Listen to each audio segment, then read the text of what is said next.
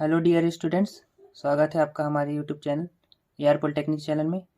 तो हमने आव्यू matrix units के अंतर्गत कुछ सवालों को पिछली वीडियोस में देख लिया है ना। अब हम आगे कुछ सवालों को देखने वाले हैं, तो जो कि आव्यू का second adjoint of matrix topic के अंतर्गत होने वाला है। ठीक है, तो उससे पहले क्या है, हमको कुछ परिभाषाएं और गुणधर्म को देखना अति आवश्यक है ताकि आपको सवाल अच्छे से समझ में आए। ठीक है ना।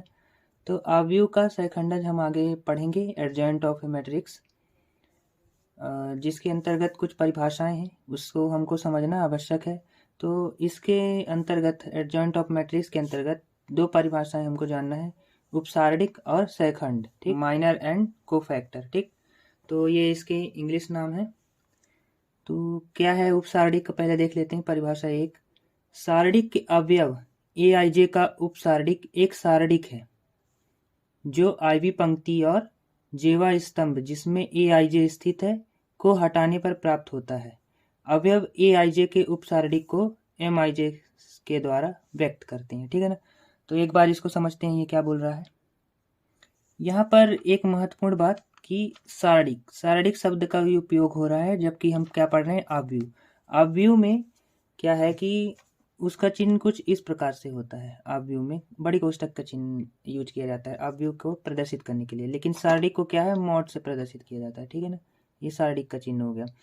तो आपने पिछले सेमेस्टर में मैथ फर्स्ट के अंतर्गत सारणिक को समझ लिया होगा ना, कि सारणिक है क्या, उसको किस प्रकार से सॉल्व किया जाता है। तो ये आगे हम यहाँ पर सारणिक शब्द का ही उपयोग हो रहा है, क्योंकि आव्यूह को सॉल्व करने के लिए सारणिक का यूज किया जाता है। ठीक, तो ये परिभाषा क्या बोल रहा है कि यदि एक सारणिक है जिसके अवयव एआईजे का उपसारणिक हमको पता करना है। ठीक है ना। तो वो क्या होता है, जो आईवी पंक्ति और जेवा स्तंभ है ना, जो एक मान लीजिए एक सारणिक है इस प्रकार से 1 2 3 5 3 2 1 1 3। ठीक, ये मान लीजिए एक वर्ग आव्यूह का सारणिक है। ठीक, वर्ग सारणिक है। ठीक है ना। तो ये 1 2 3 है ना। यदि हम इस रो से एक अवयव को चुनते हैं, एक को, ठीक, तो ये मान लीजिए हमारा ए आई जे एक अवयव है, एक सारणिक ए का एक अवयव है ए आई जे। ठीक ना, ये हमारा ए आई जे, यहाँ पर ए आई जे की बात हुआ ना, ए आई जे। तो ये मान लीजिए ये है, तो इसका जो आईवी पंक्ति है ना, आईवी का जो ये पंक्ति है और जेवा का जो ये स्तंभ है, ठीक है ना, इसको यदि हम छोड़ दें, ठीक है ना, जिसमें आई जे स्थित है उस एरिया को हम यदि छोड़ दें, तो उसको हटाने पर हमको एक उपसारणिक मिलेगा जो कि खुद एक सारणिक है। ठीक है ना, ये चीज ये बोल रहा है। यदि हम इसको इस अवयव के लिए इसको पूरा छोड़ देते हैं, ये पंक्ति और ये स्तंभ, तो हमको क्या मिलेगा, एक सारणिक मिलेगा, 3 2 1 3। ठीक, तो ये एक सारणिक है।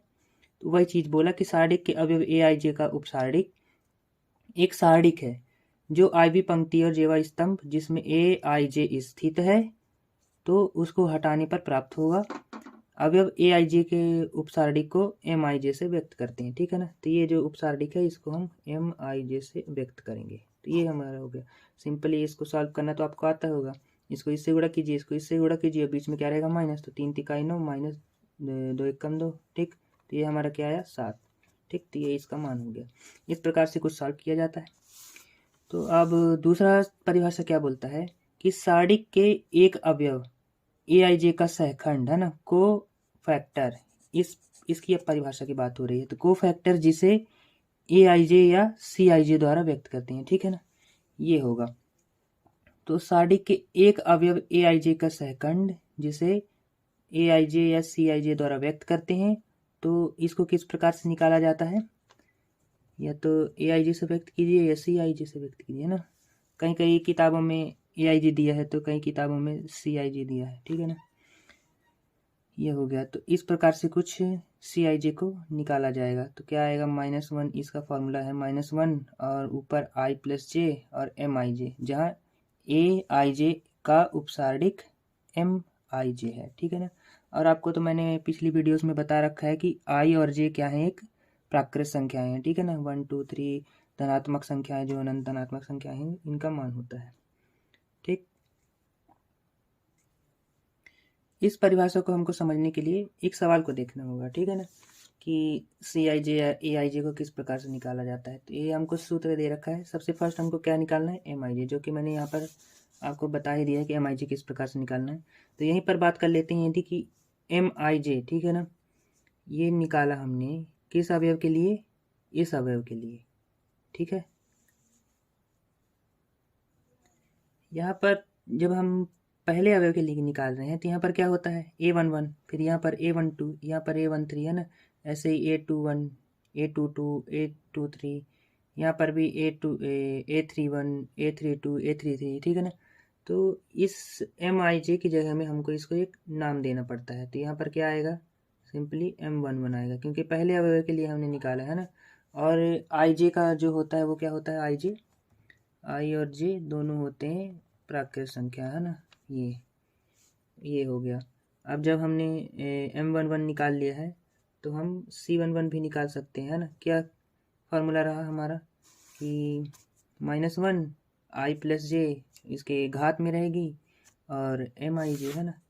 तो वही है -1। अब IJ का मान क्या है, 1 है। ये हमारा I होता है शुरू वाला पद, और दूसरा वाला पद J होता है, ठीक है ना। कुछ इस प्रकार से जो था ये, तो I हमारा 1 और J भी हमारे 1 है दोनों, तो 1 + 1।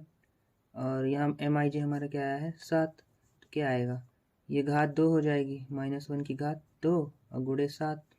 तो जिसकी भी घात 2 हो और वह संख्या यदि माइनस में है तो वो प्लस में बदल जाएगी, है ना। तो यहाँ पर हमारा क्या आएगा, 7 ही आएगा, ठीक। तो कुछ इस प्रकार से उचित ढंग से आप करना और अच्छे से समझ में आएगा ना। तो हमारा जो C11 निकला है वो कितना निकला, 7। ऐसे ही हम M12 निकाल लेंगे यदि, तो क्या आएगा हमारा M12। अब इस पद के लिए हमको ये पंक्ति, ये स्तंभ और ये पंक्ति हमको छोड़नी पड़ेगी। तो क्या क्या बचेगा हमारे, ये बचेगा, ये बचेगा, ये बचेगा, ये बचेगा, है ना। तो क्या आया हमारा, 5 2 1 3, ठीक। इस पद के लिए यदि हमने चुना है कि हमको उपसारणिक निकालना है, तो ये वाला पंक्ति जिसमें ये है स्थित है और इसी के नीचे से क्या है, जो स्तंभ गया है वो, उसको छोड़ना पड़ेगा। और जो बाकी बचेगा वो एक खुद का सारणिक होगा, उसको हल करने पर हमको एक उपसारणिक मिल जाएगा जिस पद के लिए हम निकाल रहे हैं। तो 5 × 3 = 15 और -2 1 × 2, कितना आया अपने पास, 13, ठीक। तो यहीं से हम C12 निकाल देंगे। तो -1 और ये 1 है I का मान और 2 है J का मान, और 13 हमारा MIJ का मान आ गया, ठीक है ना। ये क्या आएगा, अब इसमें क्या आएगी, घात, माइनस घात आ गई 3 की और गुणे में 13। तो जब विषम संख्या ही आ रही है घात में तो यहाँ पर माइनस बाहर आ जाएगा, ठीक है ना। तो -13 हमारा C12 का निकला, ठीक। सिंपली हम यहाँ पर जो था, मैंने एक चीज़ बताना भूल गया कि CIJ और AIJ दोनों से प्रदर्शित कर सकते हैं, इसमें कोई वो नहीं है। अगर आप CIJ ही लेते हैं तो आपको ये चीज़ याद रहेगी कि आप क्या निकाल रहे हैं, माइनर निकाल रहे हैं कि कोफैक्टर निकाल रहे हैं। क्यों, क्योंकि MIJ हमारा जो है वो माइनर के लिए है और CIJ जो है वो कोफैक्टर के लिए, कोफैक्टर का C और माइनर का MIJ के लिए, है ना। तो ये बेसिकली सिंप्लीफाई रहती है, सिंपल एक तरीके से ईजी रहता है, ठीक है ना। अब क्या बचा हमारा M13, है ना। क्या है, 3 × 3 ऑर्डर में है, ठीक। ये इसलिए अब M13 क्या निकलेगा अपना, कि जब हम इसके लिए निकालेंगे तो ये भी छोड़ेंगे, इसका जो स्तंभ छोड़ेंगे और पंक्ति छोड़ेंगे, तो बचा क्या, ये। तो 5 3 1 1, ठीक। ये 5 1 = 5 -3 1 = 3, तो क्या आएगा, 2। और इसी के लिए हम C13 निकाले तो क्या आएगा, -1 और 1 I का मान और 3, है ना, J का मान और गुणे में 2। तो वही 4 आ गई घात की, जिसकी घात सम हो गई तो माइनस हट जाएगा 2, तो क्या आएगा अपना, 2 ही आएगा, ठीक। और एक निकाल लेते हैं, ऐसे ही इन दोनों का भी निकालेंगे। तो जब इस पद के लिए लेंगे तो ये क्या है, A21 है, ठीक। तो M21 इस पद के लिए जब लिए तो इसको भी छोड़ेंगे पंक्ति में और इसका स्तंभ छोड़ेंगे तो क्या बचा, ये और ये, ठीक। तो ये एक सारडिक बन जाएगा। तो क्या हुआ हमारा, ये छोड़े तो 2 3 और 1 3, ठीक ना। आशा करता हूँ कि आपको अच्छे समझ में आ रहा होगा। यदि आपको कुछ डाउट है तो आप ये वीडियो को वापस रिवर्स कर सकते हैं और अच्छे से देख सकते हैं। तो 2 तिहाई 6 और माइनस 3 एकम 3, तो क्या आया, 3 ही आया। और यहाँ पर C21 निकाले तो क्या आएगा, -1, 2 + 1 और गुणे में 3। तो यही विषम संख्या आ गई तो माइनस बाहर आ जाएगा, तो माइनस का 3 आया। M22 निकालेंगे तो क्या आएगा, एक सारणी का अलग बन जाएगा। तो ये हमारा M22 है, तो ये वाला स्तंभ छोड़ेंगे और ये वाला पंक्ति, तो ये और ये बचा, ठीक। तो 1 3 और 1 3 है ना, यही आएगा। तो 3 एकम 3 और 3 एकम 3, तो ये हमारा क्या हो गया, 0। ऐसे ही C11 निकाल लेंगे तो हमारा क्या आएगा, 0 ही आएगा। क्यों, क्योंकि यदि MIJ का गुणा ही कर रहे हैं ना, डायरेक्ट क्या होगा, 0 ही आ जाएगा। देख लेते हैं, ये 1, अच्छा 2 था अपना, 2 गुणा 0 करेंगे तो क्या आएगा, 0 ही हो जाएगा ना। तो ये हमारा, ठीक। ऐसे ही C23 निकालोगे तो क्या आएगा, इसके लिए तो ये पंक्ति छोड़ दिए, ये स्तंभ छोड़ दिए, पंक्ति छोड़ दिए, तो क्या बचा, 1 2 और 1 1 है ना। तो 1 और माइनस का 2, तो क्या है, माइनस का 1 आया है ना। तो यहाँ पर हमारा माइनस का 1 और 2 + 3 और माइनस का 1, ठीक, ये गुणे में। तो हमारा क्या आया, घात हमारी क्या है, विषम हो गई। जब विषम घात हो गई तो वही माइनस बाहर आ जाएगा, इसका माइनस ऑलरेडी, तो माइनस माइनस का हो जाएगा प्लस, और एक कम 1, ठीक, ये चीज़। अब यहाँ पर C31 के लिए देख लेते हैं। तो पहले M31 निकाल लेते हैं ना। तो M31 निकालेंगे जब, तो M31 ये हमारा ये है, ठीक। और इसके जो पंक्ति और स्तंभ को छोड़ेंगे, यदि ये पंक्ति हो गई, स्तंभ हो गया, बचेगा क्या हमारा, 2 3 और 3 2 है ना। तो ये एक अलग से सारडिक होगा, तो 2 3 और 3 2। अब इसको सॉल्व कीजिए, 2 दूनी 4 और 3 तिकाई 9, तो क्या आएगा, माइनस का 5 आएगा, ठीक है ना। ये अब यदि हम C31 निकालते हैं तो क्या आएगा हमारा, -1 और 3 और 1 जोड़े तो 4 हो जाएगा, और गुणे का माइनस का 5, ठीक, ये, ठीक। तो ये हो जाएगा हमारा क्या, धनात्मक में क्या हो जाएगा, सम संख्या हो गई ना, तो माइनस क्या हो जाएगा, हट जाएगा, तो बचेगा क्या, -5 ही, ठीक। तो ये हमारा C31 निकल गया। अब C32 के लिए देख लेते हैं। तो ऐसे ही एम आपको निकालना है और बस मान रखते जाना है ना। अब बाकी तो आपको समझ में आ ही गया होगा। तो यहाँ पर हम M निकालते हैं, M32 है ना। तो M हमारा ये हो जाएगा, जिस अवयव के लिए निकाल रहे हैं ये हमारा हो गया।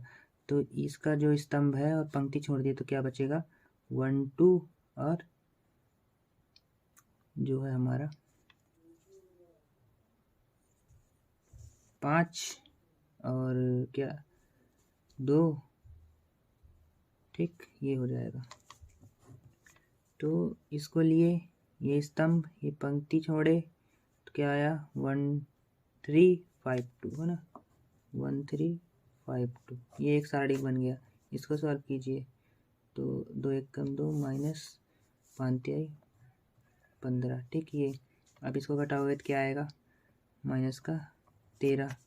ऐसे ही C32 निकाल दिए तो क्या आ जाएगा, माइनस का 1 और 3 2 जोड़ेगा तो क्या आएगा, 5 है ना, डायरेक्ट, और माइनस का 13, ठीक। अब इसमें क्या है, विषम संख्या हो गई तो माइनस क्या हो जाएगा, बाहर आ जाएगा, तो ये माइनस और इसका माइनस माइनस माइनस क्या हो जाएगा, प्लस, तो हमारा आ जाएगा 13 डायरेक्ट, ठीक ना। ऐसे ही M33 निकालेंगे, जब ये अवयव के लिए निकालेंगे तो ये पंक्ति और ये स्तंभ हटेगा, तो क्या आएगा, 1 2 और 5 3 है ना, ये इस प्रकार से। तो क्या है, 1 2 5 3। यहाँ पर इतना पेन चल गया है, कुछ दिख ही नहीं रहा ना, ठीक है, समझ लेना आप शुरू से ही देख रहे हैं वीडियो को। तो 3 एकम 3 माइनस 5 दूना 10, ठीक। तो क्या आएगा, -7। तो C33 हमारा निकलेगा जब, अच्छा दिखा नहीं क्या आपको, है ना। 533 निकाले इस अवयव के लिए, तो ये स्तंभ और ये पंक्ति छोड़े तो क्या आएगा 1 2 और 5 3, तो 1 2 5 3 और 3 एकम 3 5 दूनी 10, है ना, माइनस का 7। ठीक, 3 निकालेंगे तो माइनस का 1 सूत्र का जो भी है, और 3 जोड़ेगा तो क्या आएगा 6। ठीक, और गुणे का माइनस का 7। ठीक, इसको सॉल्व कीजिए तो सम संख्या है तो क्या आ जाएगी, माइनस हट जाएगा और ये संख्या का माइनस बचा ही रह जाएगा, तो माइनस का 7। अब इन सबको हमको क्या करना है, जोड़ना है, मिलाना है मतलब। तो एक आव्यूह हमारा सी तैयार हुआ, जिसका जो स्ट्रक्चर है कुछ इस प्रकार से रहा है कि C11 C12 C13, ठीक, C21 C22 C23 C31 C32 C33, ठीक, कुछ इस प्रकार से। अब जितना भी हमने इन सब अवयवों के लिए मान निकाला है उन सबको इनके जगह में व्यवस्थित कर देंगे। ठीक, तो क्या आएगा हमारा C11 हमारा कितना आया था 7, और C12 कितना आया था अपना माइनस का 13। ठीक, कुछ इस प्रकार से। तो मैं पूरा लिख लेता हूँ एक तरफ से। ठीक, तो मैंने क्या है सारे अवयवों को लिख लिया है। ठीक है ना, आपको इसी प्रकार से लिखना है। अब बात आती है क्या एडजॉइंट की, है ना। तो हम परिभाषा में देखते हैं कि एडजॉइंट किस प्रकार से निकाला जाता है ना। तो ये हमारा हो गया था जो हमने सवालों में देख लिया कि हमको CIJ किस प्रकार से निकालना है और किस प्रकार से व्यवस्थित करना है। ठीक है ना, तो जब आप CIJ पूरा निकाल लेंगे तो इस प्रकार से आपको पूरा बताना है कि C के अवयव इस प्रकार से हैं। तो C के क्या है, ये सहखंड है ना। आपको यहाँ पर लिखना है कि आव्यूह जो भी दिया रहेगा आपको, आव्यूह A के सहखंड, ठीक, ये इस प्रकार से। ठीक, तो आपको C बराबर ये बताना है, ये सब पूरे लिखने हैं जितने भी ऑर्डर का है। यदि 2 × 2 ऑर्डर का है तो आपको ये बताना है, और इतना ही लिखना है, बस हो गया। 3 × 3 ऑर्डर का है तो आपको ये पूरा बताना है। ठीक, और जितना भी आपने निकाला होगा अवयवों के जो भी मान होंगे बस व्यवस्थित करके C बराबर कर देना है ना। अब जब आप एडजॉइंट की तरफ बढ़ते हैं कि सहखंडज, आव्यूह का सहखंडज, तो इसकी एक बार परिभाषा देख लेते हैं। तो माना कि A एक आव्यूह है जिसके अवयव क्या है AIJ, है ना, क्रम n का एक वर्ग आव्यूह है। तब सारणिक A के अवयवों के सहखंडों, है ना, कोफैक्टर्स के आव्यूह का परिवर्त मूल आव्यूह A का सहखंडज कहलाता है। इसे संकेत एडजॉइंट A द्वारा निरूपित करते हैं। अर्थात एडजॉइंट A बराबर C, जो A आव्यूह हमको मिला हुआ है जहाँ C सारणिक है ना, तो उसका परिवर्त, ठीक ना, ये जहाँ पर जो है ये C सारणिक है। ठीक है ना,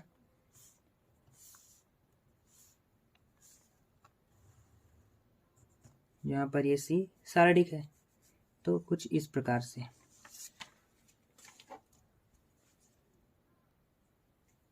तो क्या बोला परिभाषा में कि एक आव्यूह दिया रहेगा, एक वर्ग आव्यूह दिया रहेगा, या तो 2 × 2 ऑर्डर का दिया रहेगा, या 3 × 3 ऑर्डर का दिया रहेगा, या 4 × 4, मतलब एक वर्ग आव्यूह ही रहेगा आपको सवाल में जो दिया रहेगा। ठीक है ना, तब सारणिक A के अवयवों के सहखंडों, मतलब क्या, जो हमको सारणिक A दिया था जो हमने यहाँ पर कंसिडर किया है। ठीक है ना, ये हमने एक सारणिक A हमको कंसिडर किया है हमने ये, ठीक ना, एक सवाल लिया था जो हमने इसको, तो ये अवयव हमको दिया है, इसके हमने क्या करना है, सहखंड निकाले।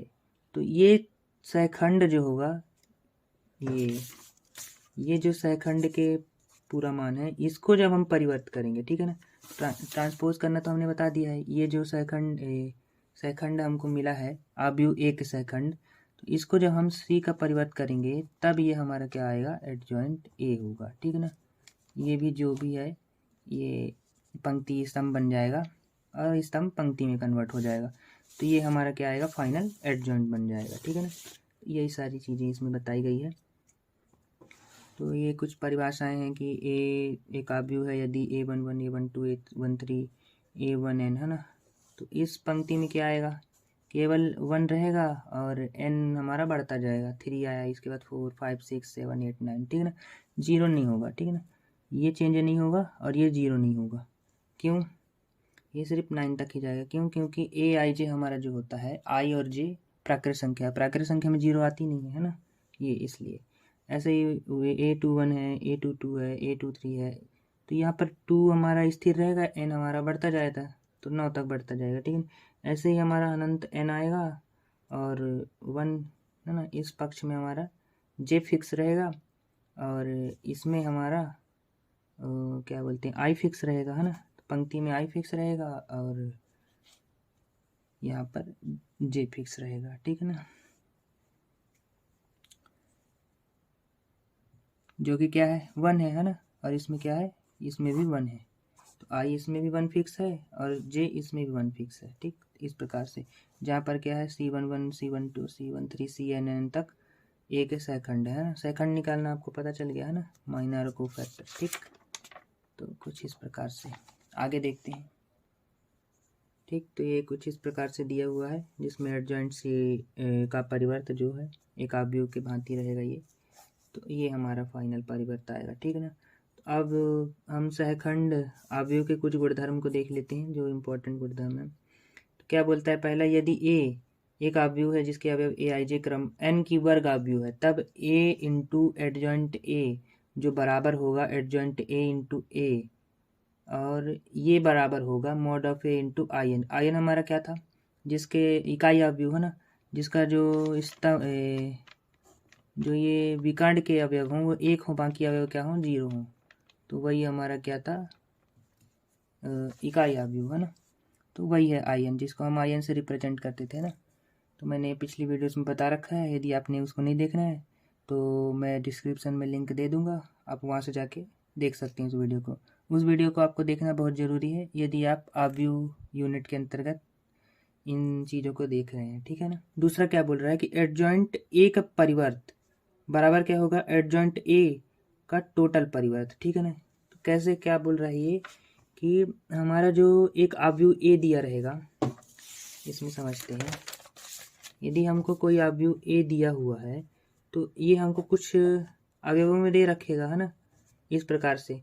और हम क्या करते थे, इसका सी निकालते थे, है ना, C11 C22 डायरेक्ट करके, ठीक। इसको लिए तो ये हमारा हो जाएगा C11 2, और ये C12 के लिए ले रहे हैं तो इसको छोड़ेंगे, इसको छोड़ेंगे, ये हमारा 1 हो जाएगा। C21 के लिए ले रहे हैं तो ये इसका जो स्तंभ है और पंक्ति छोड़े तो 2 आएगा, ठीक। तो इस प्रकार से, तो ये हमारा क्या है, ए है, और यहाँ पर हमको क्या दिया हुआ है, ए का परिवर्त, ठीक है। तो पहले हमको इसको क्या बनेगा, ए का परिवर्त, यानी कि इसको रो को पंक्ति में, पंक्ति को रो में चेंज करना है, ठीक है ना, ऐसे मतलब। तो पहले हमको क्या करना पड़ेगा इसमें कि रो को कॉलम में और कॉलम को रो में चेंज करना पड़ेगा। तो पहले हमको क्या करना पड़ेगा, इसको रो को कॉलम में और कॉलम को रो में चेंज करना पड़ेगा, ठीक है ना, इस प्रकार से। क्योंकि यहाँ पर क्या दिया हुआ है, परिवर्त।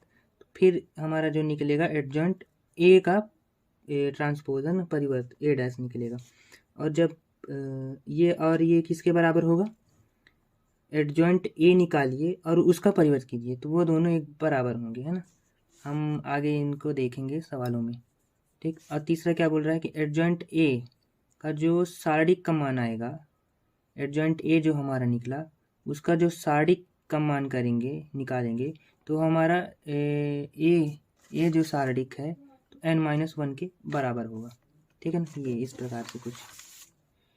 चौथा क्या बोल रहा है, यदि ए और बी दो समान क्रम की आव्यूह हैं, तब जो है हमारा एडजॉइंट ए इंटू बी, जो ए बी का एडजॉइंट है वो बराबर किसके होगा, adjoint B into adjoint A के, ठीक।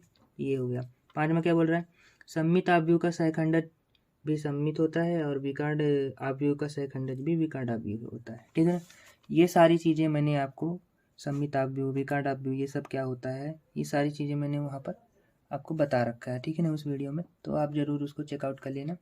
इस वीडियो में इतना ही, हम आगे भी लेंगे नए वीडियो नए सवालों के साथ। तो इसके हम आगे सवाल देखने वाले हैं, तो आप वीडियो में बने रहिएगा।